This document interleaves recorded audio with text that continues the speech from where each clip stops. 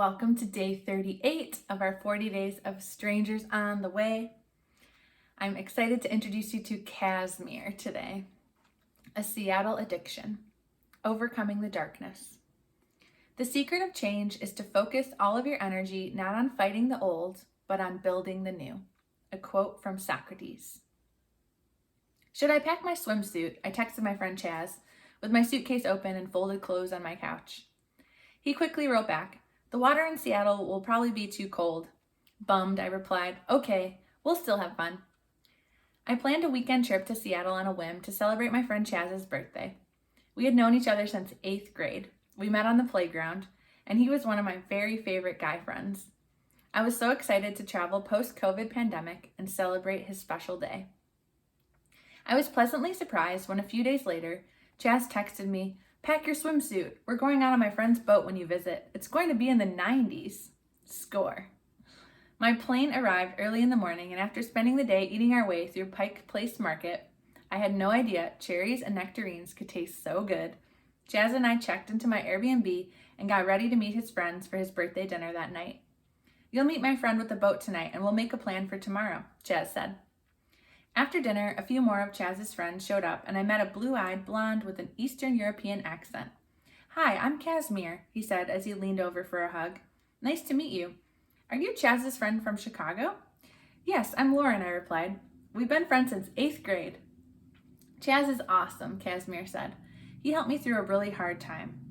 Casmir went on to share details about his past and a difficult breakup he went through. Have you ever been in line at a grocery store and the cashier begins to tell you all about his or her life? That was pretty much what happened with Casmir. Before I knew it, he told me that he had been in prison and was a few years sober. I had experienced addiction in my family, so I understood his story well. "I'm really proud of you," I told him. Overcoming addiction is one of life's biggest challenges. When you're in the midst of it, you don't realize the wreckage you cause in the lives of people around you, Casmir said. Something that surprised me about Seattle is that there were sections of the city full of tents where homeless people lived. As Chaz and I drove throughout the weekend, we saw a man shooting up heroin on the sidewalk and witnessed another homeless man steal from a liquor store. I know Seattle is working towards solutions to help people battling mental illness and addiction, but I felt so sad seeing these communities of homelessness smack dab in the middle of tourist attractions and skyscrapers. Addiction usually begins as a coping mechanism for a deeper rooted issue, and as I looked into the eyes of the homeless, I thought about the story that got them to where they were.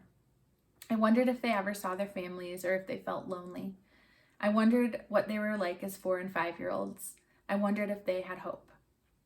Psalm 139, verses 8 through 12 says, "If I go up to the heavens, you are there. If I make my bed in the depths, you are there. If I rise on the wings of the dawn, if I settle on the far side of the sea, even there your hand will guide me.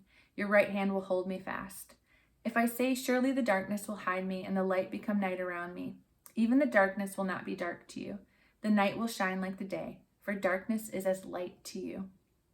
Sometimes the effects of addiction are like going down to the depths, but there is so much comfort in this verse because even there, God is with us. Let's wonder, does the darkness in your life feel a bit extra dark these days? Are you or someone you know battling some form of addiction?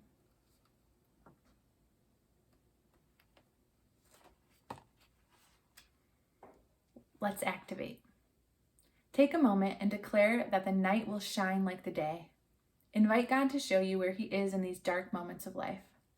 He may drop an image in your mind, take you to a Bible verse, or remind you of a song. Look throughout your day to the ways He may be answering your questions. Take a moment and declare that the night will shine like the day. Invite God to show you where He is in these dark moments of life.